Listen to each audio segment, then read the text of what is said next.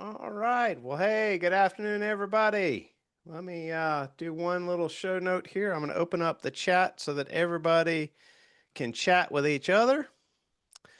So that has been opened up. And my co-host, Steve Denny, welcome. And we've got Joe Vagnone, and he is going to be coming in just a minute as our expert that we're going to grill today. Now, we've had a great time talking to Joe coming in here. And we're looking forward to this time with him. But as people are getting into Zoom and getting situated, just a little bit of an introduction to Business Broker HQ. You may have arrived here, and I'm actually not even on my first slide. Let me back up here. Um, Business Broker HQ, you might have landed here from a Zoom invite from BBP. Great. We want to let you know that there's also an online community at businessbrokerhq.com. You can join there. It's free to business brokers. So we've got over 1,500 business brokers. It is exclusively for business brokers, except for some of our people like myself who are serving the industry, some of our partners who are coming in to be experts and helping you out. But it really is a safe place for brokers to. We've broken it down into different discussion groups. There's free downloadable resources. All of the archives from all of our live stream shows that we're going to go through here in this slide deck, this will only take a few minutes, are available in the community. Next Tuesday, we're launching HQ Prime, which will be a new tier, a paid tier of the community with a lot of new benefits. Nothing's changing on the free level. In fact, we're coming out with a show called Ask an Attorney. We might have an Ask an SBA lender. So we've got some new stuff coming to the free tier. So don't feel like this is any kind of bait and switch. This is just the next tier of benefit for those that would like to join us. The community is also available on mobile apps, so you can use Apple or Android. And we'll see you next Tuesday for the launch of HQ Prime. But every Tuesday, as we did yesterday, we do Become a Better Business Broker. This show is the foundational show with Keith Morgan and myself. Yesterday, we were talking about how to promote your listings on Biz by Selling, those type of sites.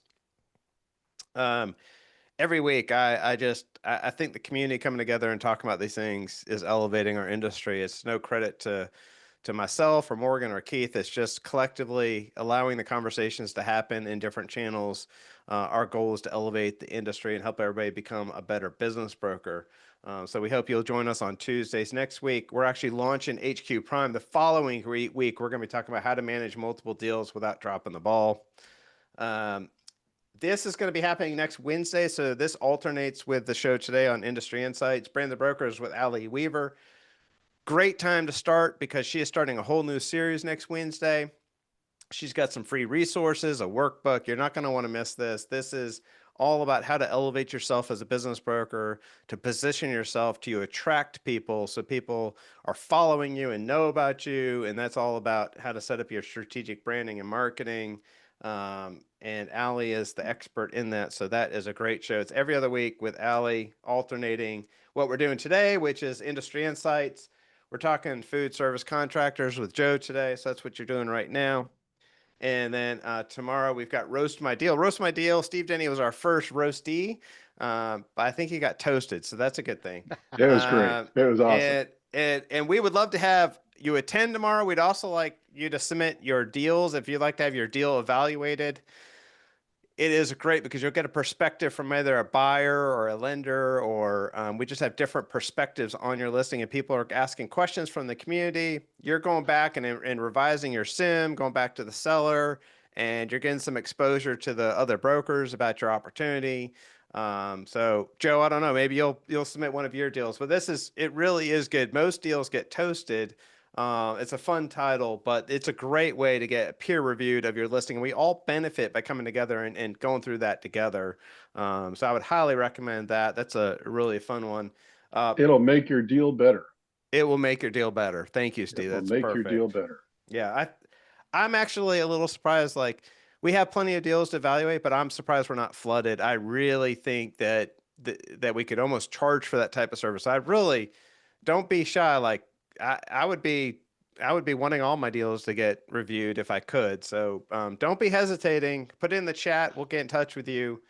Um, It's a fun one though. We all learn by going through it with that perspective. Every Monday, Keith does his new Broker Monday office hours. If you're new, take advantage of meeting with an expert and getting free advice. That's like a no-brainer if you're new. I would be on that every Monday. Um, Free resources in the community. The newest one is the due diligence checklist. Guys, there's something that will benefit you for free. So just join the community. There will be plenty for you to benefit from right there. We are celebrating Gary Sharp. He's our biggest contributor. Our top contributors for this month are going to get free access to HQ Prime for a month. So a little gamifying of our community, but Gary has been very active and very helpful, and we thank you, Gary, for doing that. And we'll see. Nobody's had the leaderboard for more than 1 week in a row, so it changes every week. So I don't know. Gary maybe I'll hold it for another week. If you're interested in being part of a peer group, we have those as well. You can email Rosa, our community manager, put it in the chat here. Love to have you join one of our peer groups. It's just a small cell of 7 to 10 brokers meeting together regularly in a more informal setting to go a little bit deeper. Morgan is launching his own paid peer group where he has a business coach joining him. Think some of these paid groups that you can join, like Vistage, but for our industry. So this is going to be a pretty in-depth. There's only 11 spots. If you're interested in that, let Morgan know. There is we'll get a link out in an email soon. Quick thanks to our sponsors. We've got a lot of new sponsors about to come on board, but we want to thank all these, plus our newest CIBC. They're a Canadian company doing SBA lending, which is kind of ironic, but they are great. They do a 2% back. The leadership there has gotten to know our community quite well, Paul and Pulkit, and they're a great company to get to know. They're really making some waves here. And if you haven't checked them out, just go to cibc.com and learn more about what they're doing. And we appreciate their partnership in the community. So hey, that's my spiel. Hopefully everybody's in here situated. We got a great audience. Thank you for joining us today. And we're going to ask Joe to kind of do an introduction for himself. And then Steve and I are ready with our questions. And this hour will go by quickly. It is recorded. It will be in the community. All of our past archives are in there for you to access. So if you're marketing to or listing in an industry, check out HQ and see if we don't have a show and a recording for you to watch before you prospect or list or engage. Final note before we let Joe introduce himself. We want this to be interactive. That's what makes it fun. So don't leave Steve and I hanging. Use the chat, the Q&A, raise your hand. We'd love to have you come and fire away at Joe with us. So Joe, thank you for joining us. I've known Joe a long time. And he has been one of our industry experts. He's proudly displaying that right there on his homepage. And Joe's down the road from me in Charlotte, and a good man. And I appreciate you coming on and talking to us today. So Joe, just tell us a little bit more about yourself, and we'll get into this. So thank you, Ron, so much. Steve, I appreciate you being here as well. Steve, I told you before we got started, I've got a woman that's been with me over 10 years. She is an exceptional, sharp woman. She does all of my inquiries. She does all of my qualifications. We've actually tracked that she's done over 6,000 qualifications in her 10-year period. And she watches these shows religiously. And when I told her I was going to be on, the first thing she said is, "Oh, you better start studying because Steve's going to be on. He's the smartest broker I know." And so I'm a little nervous, Steve, and I'm pretty sure Julie is looking for you to ding me a little bit. That being said, Steve, it's nice to meet you. And Julie is in the chat right now, chiming away. So just want you to know that, Joe. So I tell people all the time, everybody needs a Julie, because I would not be doing what I do without Julie for years. So Steve, when she tells me beware of you, I am wary of you. So I don't bite, Joe. I don't bite. You got my attention. The other thing before I dig into Joe, Ron, I don't know if you know this, but your father is one of the most special people ever that I have ever met in my life. My first meeting as a broker, an official broker, was at a Murphy Business and Financial Conference. And I got there late. The only chair I could see was a table up front. So I just went and sat down. And I sat down next to this nice man. We talked for about 45 minutes. He asked me about myself, and I must have talked for 40 minutes about myself. And at the end, he said, "You'd be a great expert." Well, of course, I didn't know what he was talking about when he said that, Oh, right? wow. Because I'm this brand new broker. And I said, "Well, why are you here?" Which is like the first question I decided to ask this nice man, because he was such a listener, right? And he said, "Well, I got to do a little talk. I'm gonna get up there."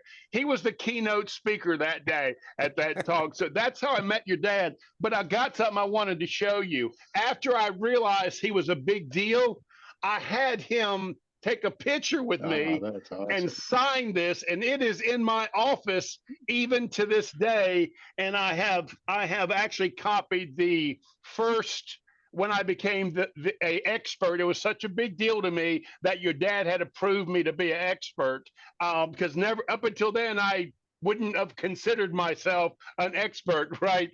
And so I saved the year, which was 2008 was the first year I was actually in the book.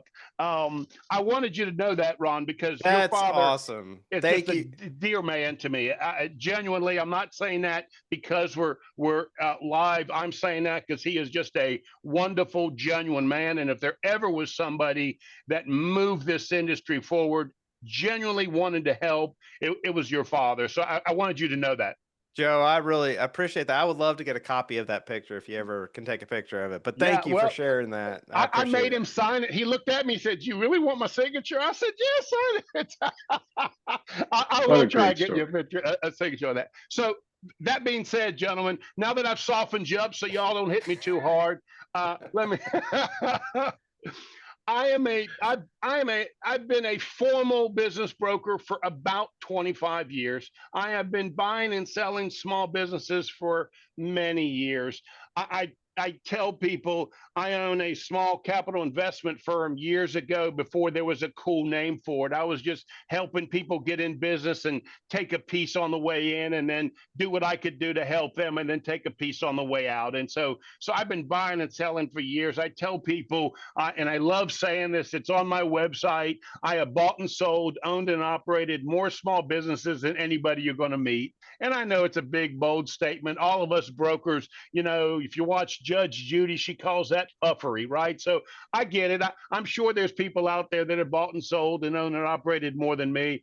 But if you have to think about it, then you get the point, right, of why Joe's tried to say that. I started my career in the hotel restaurant management business. I graduated, got a degree in hotel restaurant management, and somehow, because I couldn't get a job on my own, I bought a small sandwich shop inside of a Koger Executive Center, which is an office complex, back in the 80s. And from that one person sandwich shop, I grew it to the largest, what I called closed market environment restaurant concept in the Southeast. Had about 45 operations in Charlotte, 26 in Jacksonville, Florida, and 18 in Nashville, Tennessee. Some of you might know it as Stand and Snack. I bought that company out of bankruptcy, which is how we expanded. And I tell people I could have never built that business because I built it when I was 20, 22, 23 years old, and ran it for about 15, 16 years. Had commissaries in each one of the cities, and would make a lot of the food in the commissaries and then ship it out to these really small operations. I tell people, don't be impressed with the amount of them, because most of them were in the basement of these buildings. As I would tell the property manager, give me the worst spot you got, and I'll give you some food service out of it. And so when it was all over with, I had some really large cafeterias, Nations Bank Processing Center, Jordan Graphics, Schneider Trucking Company, and Nations Bank Processing Center. I'm starting to show my age, where they had large buildings where they would do a lot of checks. And so I had some really large cafeterias where I might serve 700, 1,200 people a day in those. So my experience in food service is broad. My real skill is in the business of food service more than it was back in the kitchen. I can do it, I can cook, but that's not my strength. And so I took that, and throughout my career, I end up becoming a broker because I end up selling every single one of those businesses one by one. Took me 3.5 years to do that. And that's when I became pretty proficient at buying and selling, because along the way, I'd be buying a few others, fixing them up and selling them. So that's sort of my background. Hope I'm not rambling there. But when you get to be my age, sometimes it's hard to put it all in a snapshot. That's awesome. Joe, that was an awesome introduction. Yeah. For the benefit of our audience, I mean, we highlighted this as food service management, an industry expert in food service management. Talk just a minute about the difference between a restaurant and what you did. And yeah, that's a great question. So here's how I try and show the division, the difference, the divergence in just a restaurant. There is some kind of relationship with the location. There's a reason why you're in this location. In my case, Steve, it might have been a property manager that wanted to improve his occupancy rate. So he'd put some sort of food service in the building so he could offer it as an amenity to people that would come to the building. Or, as you well know, for example, Schneider Trucking Company, they want to make sure there's food service in all of their trucking centers. And so we would operate a 24-hour a day. So anytime a truck driver wanted to stop and get a meal, they could stop and get a meal. So we were contracted to be there. And that's why the word contract is so important. And I love the title food service because we were providing a service first. Our service was to be there at the time, location, and we can get into it, sometimes pricing. So that's the difference than, say, just opening up a sandwich shop on Main Street. This was in a closed environment for a specific reason. And typically, would you pay rent and insurance costs and all the other kind of fixed overheads that you would have in a restaurant environment? Yeah, see, Julie's right. You're pretty smart, Steve. And so, so in most cases, no. All of that is negotiated, of course, and we can get into some of those things as we get in there. But you hit on why this works, because as we know, the revenue that you're going to generate, for example, in 150,000 square foot office building, let's say there's one person per 200 square feet, you're not going to have a huge amount of revenue. So to make that work, your occupancy cost has to be low, and that was part of the negotiation what happening. So I can give you a list of things we notoriously asked for. We required that the property manager or the landlord absolutely take care of these services. We would go so far as cleaning the floors, waxing the floors, trash disposal, pest control. So you hit on an area that is honestly the difference between making money and not.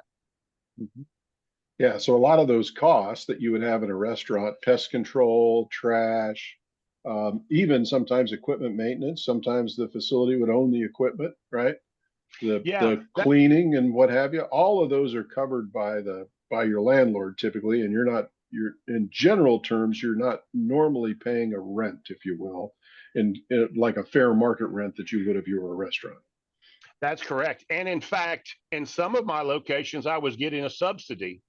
Matter of fact, I learned my lesson. You'll appreciate this, Steve. One of the biggest mistakes I ever made in business. I'll try and make this short. Ron, if you don't like me rambling, you just stop me and I'll be more than happy to stop. So years ago, I had a bunch of restaurants inside office buildings, but I didn't have a lot of vending. Vending wasn't my forte. I would carry the vending or do third-party vending simply because it was in the office building. The vending companies were really heavy in the vending, and food service was an evil necessity for them. So I partnered with a company that, Steve, you might remember the name Southern Services. And so I partnered with this company, and they had 7 large cafeterias inside of industrial parks. I, the master restaurateur, surely can take this, what's close to $4.5 million in gross sales. Surely I can bring 2 to 5% to the bottom line. So I negotiate the deal to take over their food service. Well, what I didn't know and I didn't receive was all of the subsidies they were getting from each one of those locations. So I negotiated a deal for them that they get all of the vending and the subsidy, and I had to carry the burden of food service. And without the subsidies, some of these operations could not succeed. And the reason for that is the contract that the client is asking for requires a time period or a price or certain products or value that you have to give their employees, staff members, and that's why it really created a problem. So without these subsidies or them picking up these costs, these operations would have a very difficult time making it on their own. Mm. So when you're in this business, when you're in the food service contracting, food service management business, talk about some of the things, Joe, that were on the performance side that were the key performance indicators for you as an owner. What are you looking at? What are the things that are important to you? And if I'm representing your business for sale, what are the key statistics and things I should be talking about if I'm going to get the attention of somebody that's familiar with that business? Yeah, I know most people in the restaurant business want me to say food costs and payroll costs, but guys, to be honest with you, the real important things are occupancy costs and what is included in that. That's really important. Is there a subsidy of some kind involved in that? And the subsidy could be picking up some of the expenses that you and I talked about. Mhm. Also, the average ticket is really important, and how many meal periods that you have. You know, I think I told you I've had restaurants for years inside office buildings. Well, obviously I closed at 3 o'clock, 3:30, right? So for me, I got a breakfast, I got a lunch, and very few people know my most profitable time was snack time, which was right Mhm. before we closed because we sell a drink that's very profitable and we'd sell a prepackaged product which had no labor involved, which we could get a nice 50% margin on. And so that snack time was really important to us. And it also meant I could get the same customer back at least twice a day, once for breakfast, once for snack, or once for lunch, or once for snack. And so that average ticket was really important, which brings me to the next indicator, and that's customer count.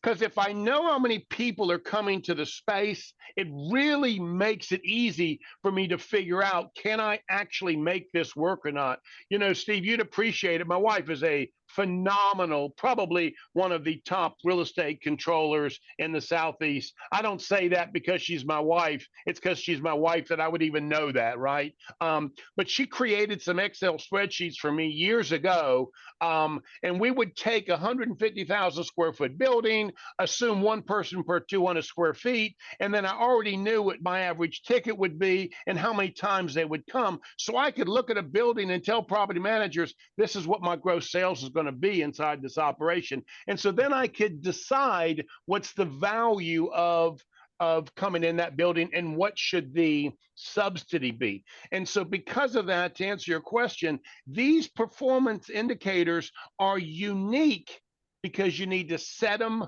right at the beginning. If your seller did a nice job negotiating these points, you'll have a deal that can be sold. If they didn't, then the broker's got to roll up his sleeves, renegotiate an agreement that works for a buyer, and then you'll really have something attractive that you can sell them. And Steve, you know this as well as I do. Don't leave vending off the table. You have to pick up the vending. Vending is, in most cases, the only way you're going to actually turn a small operation into a profitable operation. And almost every complex I've ever been to has no problem with you taking over the vending. Matter of fact, they want somebody to take over the vending they can trust. You know, I think the other thing that that I learned, Joe, is that those businesses are also incredibly stable and reliable. So there's you said 2 people per square foot. There's 2 people per square foot, 52 weeks a year in those buildings, right? So your cash flow is relatively stable and reliable. You don't have a lot of cyclicality in it like a lot of other businesses. Mm. Well, Would you agree with that you that? do, the Yeah. one area that you do, Steve, is inside office buildings during holidays. Holidays, you lose about 3 days, a day before and a day after. So you really have to count holidays as almost a zero. I used to be open no matter what. I had a motto: rain, sleet, or snow, don't you worry, you can count on Joe. And Ron, you may know this, but during Hugo, that's when we got that motto, because my stores were open. I bought generators in and kept doing it at these office buildings. And so And Hugo was a tornado that hit that, the that's East right. That's Coast where you right. operated. Right. Yeah. So for people that may not know, yeah. But I say that because the concept is, in fact, the consistency works, and it is much easier to produce staffing when you're giving them nights and weekends and holidays off. It's much harder if it's a location that is 24 hours. And so those things play into what you're asking about. And so Julie just asked that question, actually. Is it difficult to keep these places staffed? It's very easy to keep. That was my sales pitch for employees: no nights, no weekends, and no holidays. Matter of fact, one of the proudest things I had to say, at my peak, I had about 175, 180 employees. And I love saying this, this is not a Judge Judy puffery statement. This is a fact. My unemployment rate was a 0. And every employee I had ever hired, because I had different restaurants at different times that I had hired over the years, but they still were there at the time I sold that restaurant. And in most cases, I sold my restaurant to the manager that was there. And that meant, not that Joe was so wonderful, right? But that the job was such a great place to work in an industry that normally was very taxing. Mm. Yeah. Yeah, and that's another key difference between restaurants, right? You're very little turnover. Yeah. Yeah. And there is a cost to turnover. And the other thing is, as you said, most of these are kind of breakfast, lunch, and afternoon snacks. So even for, back in the day, we used to have a lot of working moms that could see their kids off, come to work in these type of environments, and then be home when the kids got off the bus. Yep. So Happens often. that's kind of a history lesson. Those things, maybe those days Yeah, are that's a right. little different. Careful, Steve. We're starting to show our age, buddy. Yeah, I get it. I get it. Joe, talk a little bit about on the financial benchmarks. What are some of the specific metrics that you mentioned? Like average check per period, right? Are there any other things that you would say are key financial benchmarks that brokers ought to be aware of for businesses in this industry? Yeah, this is an area that's weak, and that is food costs.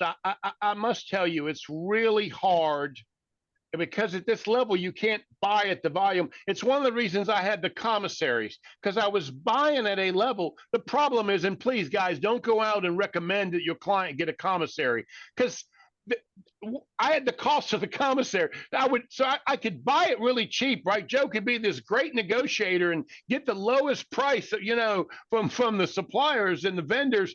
But then I had to unwrap it, prepackage it, and transport it. So there were these costs that one way or another, I ended up with almost a 40% food cost, and I was really tight on that kind of stuff. So the cost is really important. And here's the key: the cost versus the value proposition you are creating for the client. That sandwich, back in my day, right? I couldn't sell it for $7 and $8. They just wouldn't pay that. I will tell you, I think the industry has changed more, and the client is more willing to not look just at cost.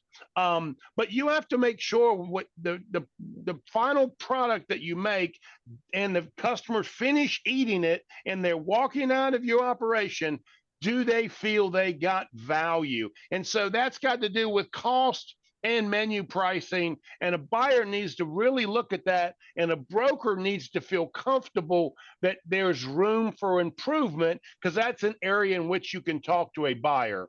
In my experience, nobody is buying one of these operations unless they think they can do something better than the current operator. And this is an area, you hit on an area where value, right? This value proposition you can succeed and do better than that. If your buyer just thinks they're going to smile at the customer and create better sales, they're missing the mark.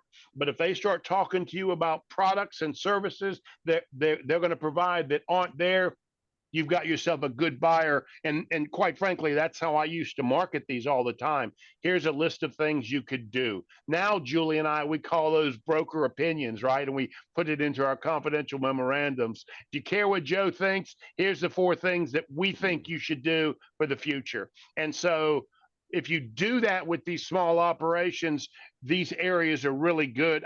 I will tell you the customer count is important too. So for example, I know that 150,000 square foot building has an average of 1 person per 200 square feet, right? So I know that how many people should be in that building. The makeup of the building matters. For example, if it's an operation like a insurance operation, they pack them in, baby, right? You know, there may be 4 people in that 200 square feet because all their offices together, right? Or if it's this executive insurance office, or attorney's office, everybody's got their own space and their own door, and so it might be a little less. But in general, if your customer count doesn't equal what you think should be the people coming in and out from the building, then that's an area in which you can offer the buyer and say, hey, listen, this is an area you could do some positive things that make a really big difference. Let me give you one quick example, Steve. I had an operation that I purchased from a Korean gentleman, and I went in to do my due diligence like I always do, a little secret shopper, that sort of thing. And I happened to run into a customer that worked in the building that I knew. And he said that guy, meaning the owner, was so cheap. He charges us for napkins and forks if we don't buy something from him, right? I get what the Korean was saying. I can barely make it. You come in here, you bring your mom's meatloaf, and then you use all my utensils. I get it. I understand the problem, right? Well, the first thing I did when I purchased this operation was create a self-serve stand where everything over there was free. Help yourself. And they immediately thought Joe was this wonderful guy because I'm giving away free plastic forks and salt and pepper and napkins and that sort of stuff. I wouldn't have known that until I went in there and did that secret shopper. So this is some area where if the broker can see some weak points, letting a buyer know these are areas, because what happened was I picked up about 27% more customer count purely because Joe didn't seem greedy, right? And so if there's some areas for that, or a free refill on coffee, some people just hate that, you know? And so now, again, I was back in the day when coffee was 50 cents, not $5, right? So, but the point is, to answer your question, these are areas where a broker should see some value. And if they offer it in their memorandum, buyers are going to pick up on that. Hey, just a quick note to anybody in the audience. If you'd like to ask a question, you can use the chat, the Q&A, raise your hand. We'd love to have your questions in addition. So, Joe, what about all this virtual working now? How has that impacted things? Messed it up bad. Yeah. It's a problem. This entire industry has changed dramatically. And in fact, remember what I said about the industry? Somebody has to want you there. That there has to be a motivation for the location, right? And now it's much harder to attract. And what you're looking for is no longer just an amenity. And in fact, if you look at most in my case is large industrial parks, large office buildings, large office parks. Retail has surrounded them. Mm. So they no longer need that type of amenity. And so now what we do is we say you got to have an outside entrance so Mm. that you can try and attract some of that outside. And so now you can get the benefit of being in the building, and also you can start attracting. So to your point, Ron, the location of the space is now more important than it used to be. I think I told you I was at the bottom of the building. I didn't have any windows in most of my operations. I was at the basement, you know. Um, and so nowadays they've got these beautiful facilities that open up to a pond, you know, and canopies, and so that environment is what people are looking for, is a relaxing feel, and they don't want to get in their car. So the reason they're coming to you is changed. And so you need to make sure that you're providing the amenities that makes them want to come to there. So that's a great point, and things have changed drastically. Listen, back in the day, it was a secret that you could even sell anything inside of an office building, right? Nowadays, Chick-fil-A and McDonald's and Burger King and all the rest of them are finding a way. I mean, I saw Chick-fil-A have an express, which was nothing more than a counter, and they were delivering sandwiches at lunchtime and just, you know, almost like a school counter. And Well, so all of that has changed drastically. and then you have food trucks showing up, right? That's Yeah, correct. and Uber and DoorDash and all the delivery Right. people. Yeah. Yeah. So Joe, when you're selling these, how does pricing work? How do you do that from a valuation perspective? Are people buying these as a multiple of revenue, or how do you see that happening? Yeah, you know, most restaurants, and I've sold plenty of them. I'm sure we all have, where we'll use gross sales as a multiple, and it's normally a mistake, right? But we do it. In this case, it is the revenue, and you want to go backwards to see if you actually can make it work. In other words, it's rare that a skilled operator is going to do more than an average operator in a location like this. Because, for example, I've sold plenty of exceptional operators, average businesses, and they were thinking, because I'm an exceptional operator, I'm going to do a much better job. The problem is 20% more of the people in the building may only be 20 people. So Right. even though you're skilled and good and better, the numbers still don't work to your advantage. And so you have to be cautious of that. And so I say, look at gross sales first, because if you can't make the numbers work going backwards on gross sales, the odds of it cash flowing are very rare. The other thing is you can use, so the gross sale number I normally use, Steve, is between 30 and 35%. That Okay. 35% is top end. Any more than that, the odds are the numbers just aren't going to work. I'll also tell you that using an EBITDA for these small operations, I have yet to find somebody running that small of an operation skilled and capable of doing that correctly. So I discount any concept of that, and I just go with the seller's discretionary earnings, and I focus on that, and it has to be reasonable adjustments. Now, you're talking to a guy whose last partner used to say my adjustments were Joe Flow, right? And he absolutely did not like them, most of them. You know, when you've been in the business as long as I have, you can find areas and ways that you might want to operate the business a little bit less, right? And my partner used to call that Joe Flow. I don't think you should use Joe Flow on these smaller operations because the numbers are already so small. You can adjust some things, but in general, you're going to get about a 3%. You can get, I'm sorry, a 3 multiple.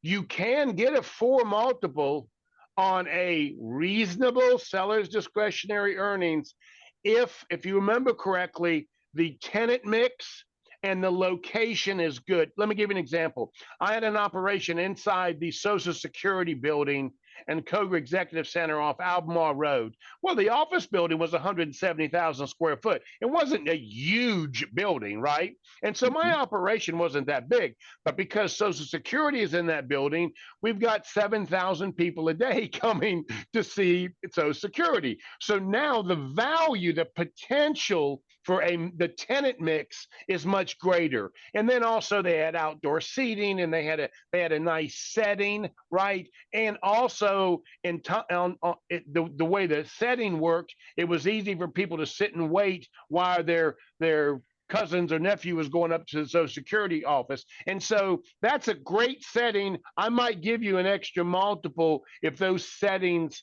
play. And again, the reason why I'm going to do that is because it's probably going to be an extra meal part or a higher say snack period, and my margin can be a little bit higher. You're going to pay the extra 25 cents for the Coke or the extra 15 20 cents for the cracker because of the location, and you've got to wait for mom to get downstairs anyways.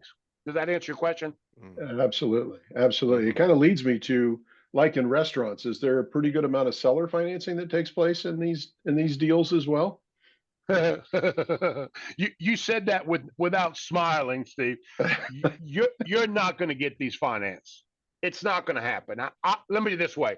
I have not been able to get one of these smaller deals financed. It's why I have become, and I literally mean this, a master at owner financing, seller financing. I literally have been doing this at an exceptional level, and I'm patting myself on the back because it's not because Joe's so wonderful, out of necessity, right? It is the only way I could sell all of those. I told you, I sold a bunch of my operations to the general manager that I had hired inside those operations. In some of these cases, I'm teaching them literally how to order, how to write checks and that sort of stuff. And so owner financing is the only way you're going to maximize value, because the person that wants to buy this, the buyer profile that wants to buy this operation, is not going to have cash or much cash. If they do, they will use it to leverage to buy something larger with higher cash flow and a better opportunity. So you're going to have to make sure your client realizes they're going to have to finance this. Now, there are ways to creatively finance this, and I'll be honest with you, I've always gotten a really nice interest rate, because in this case, I'll pick up 2 points on wherever prime is. So if SBA is at 10 right now, I might ask for 11.5 on my deal, because it's a calculated risk, right?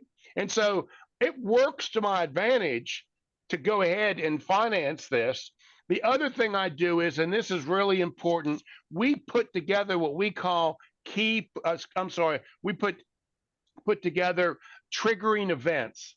These are events that if they happen, we will allow the seller to step back in. The default rate is less than 2%, but there's some things you have to do. Number one, you have to make sure they make a payment to a professional, your attorney, your CPA. I used to have them. I have a bunch of real estate's been a hobby of mine for years. I'd have them make the payments to my property manager. So they're not making it to me. So they can't call me and say, Joe, I'm going to be a little late this week, because it's not Joe doing it. So I have a third. So you didn't swing by and pick up a sandwich and your payment during the No, I did not. week? No. They could call me and I'll give them advice, but it was never about my check. They weren't having that conversation. So that is important. Excellent advice. Advice. But what goes with that is a P&L and a balance sheet. So I make sure that they're treating this like a real business, and I'm seeing what they're actually doing. So the third triggering event is if sales drop below 20% of a number I sold it to you, my calculated risk has increased, which means that triggers I'm allowed to ask for something. And then we have a list of things I can ask for. But one of them can be, I can ask that you put it back up for sale. And so these triggering events, they're negotiated in the buy, but these triggering events are what makes the owner financing work, and most of the time allows them to succeed in the process, because you want them to succeed. If I know they're not doing well, I will, to your point, Steve, go on by there and give them some advice. I want them to succeed. Yeah, but Joe, if there's any bankers on the line and they just heard that these things only default at the rate of about 2%, you just may have created some competitors. Well, but there's no doubt about it at the 2% level. And the reason, and you can imagine, I've sold so many of these, right, that I've calculated this out. But the reason for that is the people you're selling to, character matters. Yeah. Hear me say this: character matters. And because you believe in them and they believe in you, they don't want to let you down. Character matters. If you don't believe they will succeed, do not sell it to them. But if you believe they will do all they can do, in my case, and in most of the time with these smaller deals, buyers are people that would otherwise never be in business for themselves. So they will do whatever they have to do to keep this operation, because it's all they have. And they know they're not going to find another Joe that will sell them an operation in the future. Matter of fact, the people I sell deals like this to, they call me back because they know I'm the only broker that would even suggest putting together some type of owner financing. Joe, Julie's asking, do you know if any of your buyers are still in business? Oh, absolutely. Yeah. Yeah. Matter of fact, most of them aged out of the operation, or the landlord changed the value of the rent. In other words, this is a big problem. I don't have to tell you guys this, Steve. If I can't close a retail deal, it's because of the landlord. And the landlord starts to see value or success. And the minute they do, that's when they will squeeze the operator out of business by trying to ask for more rent. I see it often. And most of the people I sold to, that was the biggest problem that they had. I might have had 10-year operational leases, but after 9 years, and it's time to renegotiate, all of a sudden, sometimes, most of the time, it's not the people you originally negotiated with, these property managers and operators and industrial parks. It's the plant managers. They start to see the business differently, because remember, they're coming in your shop 2-3 times a day. All of a sudden, they think they can do a better job than you. It is fascinating though, because from all that you just told me, that's why these calls, I think, are so incredible. Look, this is a business whereby the owner has got basically nights, weekends, holidays off. You're generally working a regular recurring schedule, right?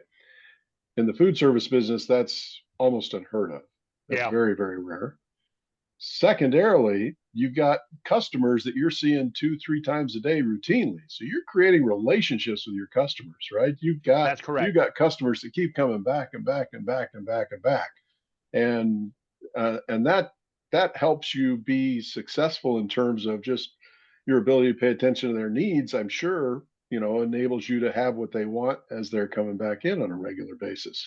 So Steve, Julie just texted me and she said, you got to tell your juicer story, because she. Oh, great! Please do. I'm going to tell you the story, but also you just stepped right into it. One of my embarrassing moments in my business career, right? So what you described is what Joe tries to do, which is get a hold of what the client wants, try to provide them value, and as it changes, change with it.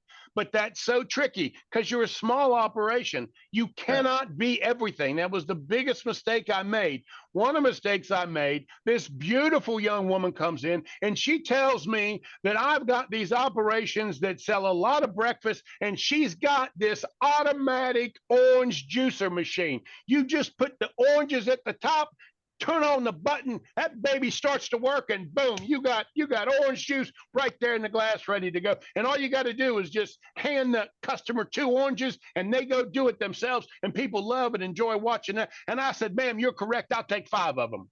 And so next thing we know, we got these orange juicers in, and I'm thinking we're going to be selling the heck out of orange juice. People are going to love to watch this machine. The oranges come down, they drop down and they do the squeezing, and you get your orange juice and you head out the door. You're thinking, I got fresh orange juice. Well, needless to say, we didn't sell any more orange juice with the orange juice machine. And what I didn't do was look at how many orange juice we sell anyways. We sell less than 5 a day per store. So what was Joe thinking about that orange juice machine, right? But it was fresh, delicious orange juice, and I ended up with 5 machines and couldn't even resell the darn thing. Julie loves hearing my mistakes, but my point here is you do want to try and provide them and move and try and give them value as much as you can, but you cannot be all things to all people. I'm in Charlotte, North Carolina. It's where Bojangles got started.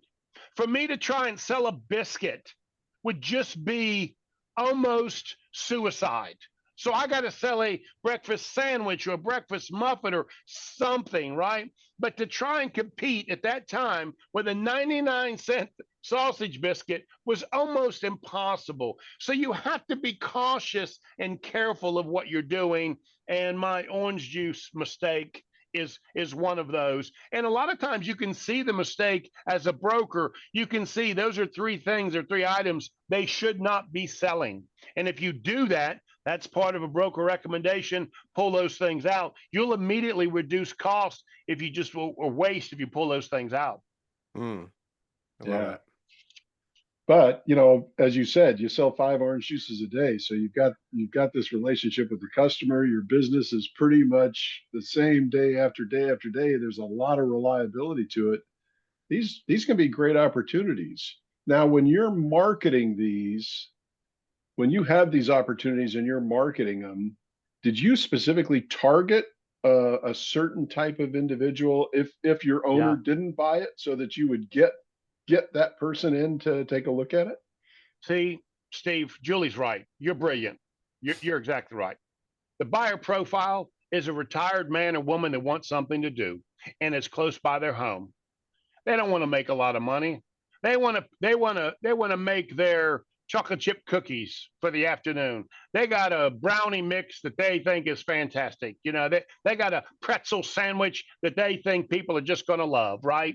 They're going to make some chicken and dumplings from their house and bring it to the operation. And as long as the operation, here's the key, within 3 miles of the building, you can attract mostly a retired group of people. All of us have gotten phone calls from CEOs that have retired after 3 years and said, I'm bored to death. I want to do something. I want to do something. And so that's who you're looking for, or a mother whose kids have just gone off to college. And so they want to do something with their life. And it's not to them, it won't be a full-time thing because they'll hire some people to fill in for the times that they don't want to fill in. So you hit the nail on the head. The buyer profile is very important, because if you're trying to market to the guy that wants a restaurant, you are wasting your matter of fact, Julie will be the first one to tell you you're going to get 250 phone calls because it's a cheap offering, right? But the minute they look at that offering in the deal room, they're going to know, no way, I don't want this. They're off the phone. Okay. That's right. Awesome, Joe. Well, what's the future look like, Joe? I mean, we've heard some positives, negatives. What do you think the future of the industry is? Difficult, very difficult.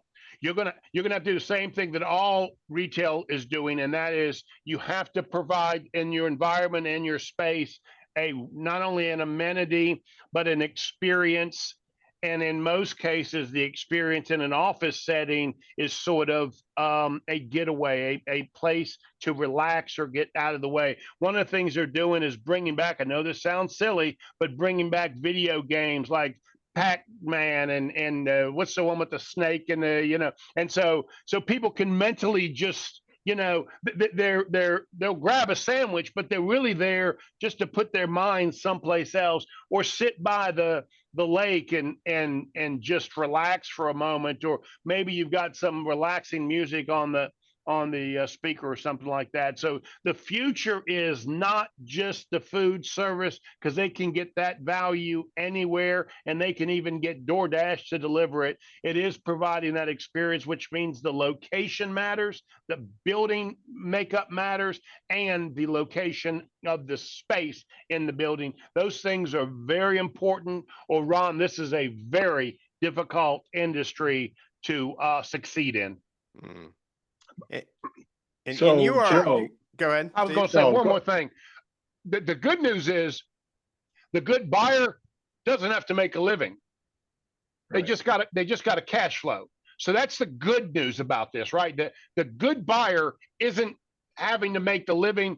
All they're having to do is make sure they're comfortable, they're not losing money, and it has successfully achieved their goal. Another way they look at this is if it costs them 50 grand to buy this small little operation, or 100 grand, if I can get a 10% return, that's 5% more than I'm getting. So if I can make $10,000 off my $100,000 investment, and I get to have fun 3 miles from my home, that's a completely different view of an investment than somebody wants to buy a restaurant business.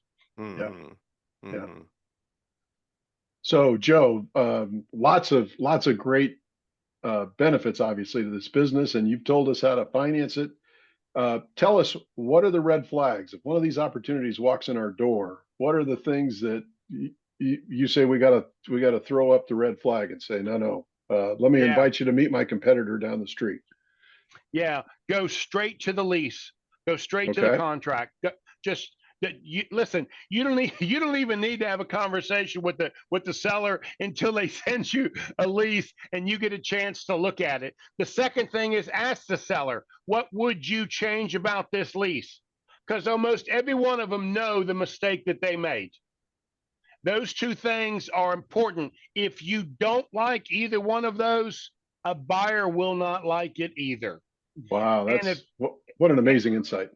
and if you really still want the deal, like let's face it, guys, there might be somebody listening right now that's brand new at the brokerage business, and this is the only deal they got, right? Okay. So if this is the only deal you got, then ask permission to go talk to the landlord or who's ever holding the contract and ask them, would you consider a buyer and renegotiate this? Because there's 4 things we need for them to succeed.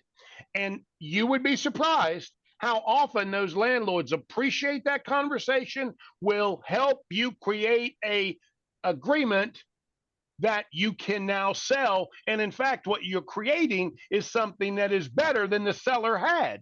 And you're creating real value for the buyer. Matter of fact, I've done that sometimes, so much so that when I was finished, the seller say, landlord's going to give me that deal, I don't want to sell. And so, so if you can do that, that's probably the first thing I would tell you. The other thing is if sales volume is at a certain level, the odds of you increase, listen, if it's doing 50 grand and you increase it by 25%, do the numbers. Can you still make money when it's over with? And if it's too low, the odds are probably not. And you're better off to stay away because you're going to spend a lot of time and energy on those smaller deals. And listen, I don't walk away from deals. Julie and I got a saying: if Julie and Joe can't sell it, nobody wants it. But every now and then you do run into the revenue is so small that even an increase just simply won't make the numbers work. So either the contract has to be completely done and turned into some sort of subsidy, or this operation is probably not in the right location in the building, or in some cases, we've even moved the operation to a better building in the complex. So that's really important. The other thing is if you see a lot of high turnover in a small operation like this, Steve, that's hard for a broker to sell. That Yeah. is really hard when you see that. And probably the last thing I would tell you is the area that this building and this location is really important. I don't know how many of y'all know much about Charlotte, North Carolina, but there's some areas of Charlotte that are beautiful. And I live on Lake Norman. If you just say Lake Norman, people like it and they feel good and they'll pay more. Or South Park area or Carmel Road area. There's some areas of all of your towns that you live in. if it's in those areas, you will do well. I told you my first operation was on Albemarle Road. I can assure you, it's one of the hottest crime spots in Charlotte, North Carolina right now. You would not see that as a desirable area to do business. That is a red flag, because the odds of, number one, the office buildings filling up and doing well are low. And number two, the odds that a buyer is going to want to work in that environment are probably pretty low. Mm. Joe, thank you so much. I have to tell you, I recently went to a food place, and they had the orange juice machine, and the oranges come down and they fill the cup, and I thought, man, that's pretty awesome, and it was great orange juice. So I don't know, I would have fallen for it too. I would have bought the 5. I don't think you're crazy, but So Joe, now you know what to get Ron for Christmas. That's Just right. get him Julie one of heard those that. 4 out of your garage, right? you know, and to get a little bag of oranges to go make your own juice, the kids would love it. I just, I could see it, but that's, the we all have an orange juice story in our business, don't we? Guys, I'll tell you something. I've got Absolutely. I got a small business radio show that I've been doing for 12 years. I interview small business people and that sort of stuff. And I'm telling you that the stories Julie loves me to repeat are always the mistakes that I have made in my life, And the owner of the radio station says the same thing. He calls that good radio, So I'm used to people making fun of my mistakes. One of the things I tell people, the worst part about being a broker and giving advice is that I have to live through my mistakes through them all over again. I see them, I see what they're doing. I can't reach them, but I see that they're making these mistakes, and it's very difficult for me to be able to do that. And sometimes these kind of stories they can relate to, where if I just said, don't buy that machine, they're not going to listen to me. Yeah. I see that with raising kids. So it's seeing them make your own mistakes. But hey, we appreciate Joe. Fascinating. That was awesome, Joe. We could probably have you on a show just talking about lease negotiations, seller financing. So we might have to do some topical stuff, Steve, with Joe in the future. But Joe, Might be awesome some to see more you. might be some more expert badges in there, Ron. Oh, absolutely. I imagine there's more expert badges. Joe will be circling back with you. We appreciate it. Thank you, everybody, for attending today. Julie, thanks for getting Joe on the show for us. And hey, we appreciate it. We hope everybody has a great week. We'll be back in a couple weeks with our next industry insights. Tomorrow is Roast My Deal in HQ. Next Tuesday is the big reveal of HQ Prime, 1:00 Eastern. Look for the emails, and we're doing a webinar on Deal Studio tomorrow if anybody's interested. But I hope everybody has a great week and a great rest of your day, and we'll talk to you soon. Thanks, guys. Very much All right. See you appreciate guys it. later. Thanks, Ron. Thank you, Joe. Thanks, Steve. Talk Gentlemen, thank you. soon. See you, Bye-bye. gents.